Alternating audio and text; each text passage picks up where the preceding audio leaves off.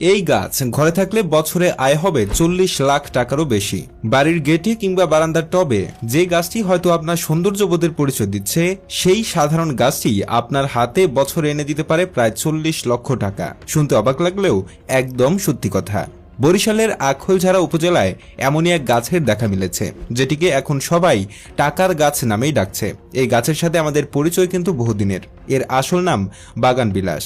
তবে এর পাপড়িগুলো কাগজের মতো পাতলা আর রঙিন হওয়ায় অনেকেই একে কাগজ ফুল বলে চেনেন। ইংরেজিতে এর সুন্দর একটা নাম আছে, বোগেনভিলিয়া।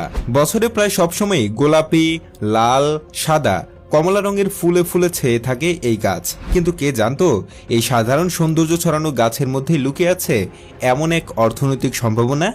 এখন প্রশ্ন হলো, কিভাবে একটি ফুল গাছ থেকে এত টাকা আয় করা সম্ভব? এই গাছের আসল ফুলগুলো খুব ছোট হয়, যা আমরা খেয়ালও করি না।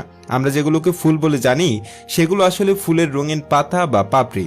এই রঙিন পাপড়িগুলো শুকিয়ে এক বিশেষ প্রক্রিয়ায় তৈরি করা হচ্ছে উন্নত মানের কাগজ। এই কাগজ দিয়ে বানানো হচ্ছে নানা রকম শৌখিন জিনিস, ঘর সাজানোর পণ্য আর দৃষ্টিনন্দন সব কারুশিল্প। বরিশালের এই এলাকায় গড়ে ওঠা একটি কারখানায় প্রতিদিন প্রায় 40,000 পিস এমন কাগজ তৈরি হচ্ছে। যে ফুল হয়তো ফুটে ঝরে যেত, সেই ফুলই এখন মূল্যবান সম্পদে পরিণত হয়েছে। ফুলগুলো শুকিয়ে মেশিনের মাধ্যমে কাগজ তৈরি করা হয়। এরপর সেই কাগজ চলে যায় দেশের বিভিন্ন প্রান্তে, এমনকি দেশের সীমানা পেরিয়ে বিদেশেও। এই কাজ করে কারখানার কর্মীরা বেশ ভালোভাবেই নিজেদের সংসার চালাচ্ছেন। এই কাগজের তৈরি পণ্যের চাহিদা শুধু দেশে নয়, বিদেশের বাজারেও প্রচুর। বিশেষ করে ইউরোপের দেশগুলোতে পরিবেশ বান্ধব হস্তশিল্পের কদর অনেক বেশি। সেখানে এই কাগজ আর তা দিয়ে তৈরি পণ্যের চাহিদা আকাশ ছোঁয়া। ফলে বাগানবিলাস ফুল থেকে তৈরি এই কাগজ এখন একটি সম্ভাবনাময় রপ্তানি পণ্য হয়ে উঠেছে।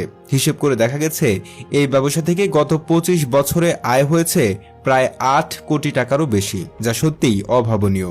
বাগানবিলাস উৎপাদনশীল একটি প্রজাতি। এর আদি নিবাস দক্ষিণ আমেরিকায়। প্রায় 300 বছর আগে ব্রাজিল থেকে এই গাছটি পৃথিবীর বিভিন্ন দেশে ছড়িয়ে পড়ে।